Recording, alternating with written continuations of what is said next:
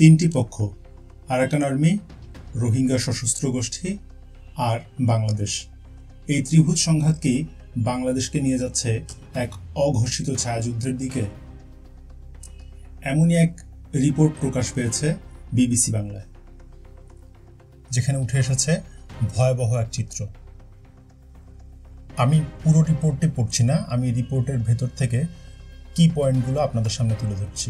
BBC বলছে, ICG এর প্রতিবেদন অনুযায়ী কক্সবাজারের রোহিঙ্গা ক্যাম্পগুলো থেকে সদস্য সংগ্রহ ও প্রশিক্ষণ শুরু করেছে কয়েকটি রোহিঙ্গা সশস্ত্র গোষ্ঠী। এই প্রশিক্ষণগুলো চলছে সীমান্তবর্তী ক্যাম্পে, আর তাদের লক্ষ্য হলো আরাকান আর্মির বিরুদ্ধে যুদ্ধ করা। রিপোর্টে আরও বলা হয়েছে, আইসিজি এর মতে আরসা, আরএসও, ইসলামী মহাজ সহ কয়েকটি গোষ্ঠী যারা আগে নিজেদের মধ্যে সংঘাতে জড়াতো, এখন আরাকান আর্মির বিরুদ্ধে একজোট হয়েছে। রিপোর্টে আরও বলা হয়েছে, এখন জিহাদের ডাক দিয়ে রোহিঙ্গা তরুণদের উস্কে দেওয়া হচ্ছে আরাকান আর্মিকে অবিশ্বাসী হিসেবে চিহ্নিত করে। এর ফলে ক্যাম্পগুলো সদস্য সংগ্রহের উর্বর ভূমি হয়ে উঠেছে। বিবিসির রিপোর্টে আরও বলা হচ্ছে, আইসিজি অর্থাৎ ইন্টারন্যাশনাল ক্রাইসিস গ্রুপ আশঙ্কা করছে প্রত্যাবাসন প্রক্রিয়া ভেঙে পড়তে পারে। নতুন করে রোহিঙ্গা ঢল নামবে বাংলাদেশে, ক্যাম্পগুলো যুদ্ধে টার্গেট হতে পারে, বাংলাদেশের নিরাপত্তা ও সার্বভৌমত্ব হুমকির মুখে পড়তে পারে। আইসিজি এর এই প্রতিবেদনের বিপরীতে বাংলাদেশ সরকার এই প্রতিবেদনকে অস্বীকার করেছে, অর্থাৎ এই প্রতিবেদনে দেওয়া তথ্যগুলোকে বাংলাদেশ সরকার অস্বীকার করেছে।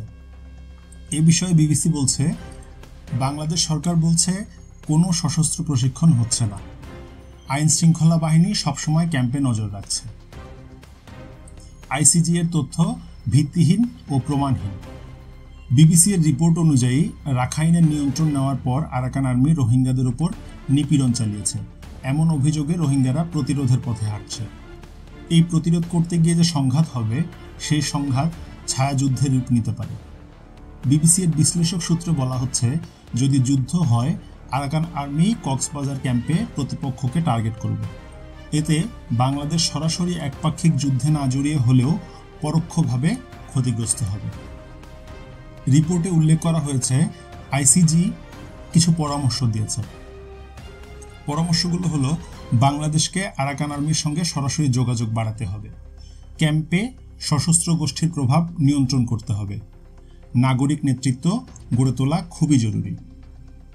আর এছাড়া তারা বলেছে, আন্তর্জাতিক দাতাদের উচিত সহায়তা বন্ধ না করে আরও বৃদ্ধি করা। আর এখানেই বাংলাদেশের সামনে তৈরি হয়েছে এক ভয়াবহ উভয় সংকট।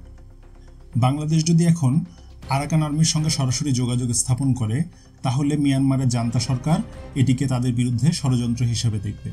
তাদের দৃষ্টিতে এটি হবে বাংলাদেশ বিদ্রোহীদের পাশে দাঁড়াচ্ছে। ফলে সীমান্তে উত্তেজনা, এমনকি সামরিক প্রতিক্রিয়ার ঝুঁকি বাড়বে।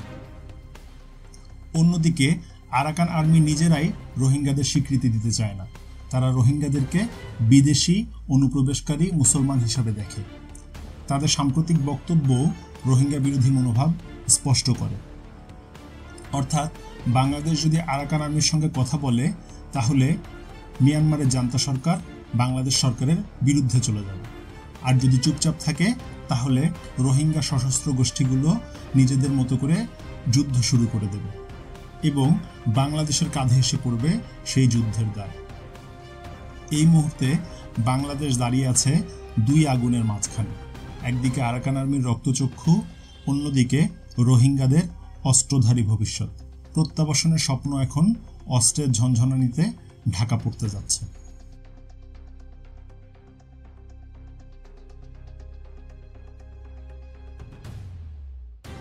সত্যকে জানার জন্য সাবস্ক্রাইব করুন এথিক্যাল টক, কারণ এখানেই আমরা তুলে ধরি গোপন রাজনৈতিক বাস্তবতা, আন্তর্জাতিক ষড়যন্ত্র আর ক্ষমতার অদৃশ্য খেলা। আপনাদের মূল্যবান মতামতের অপেক্ষায় থাকবো আমরা।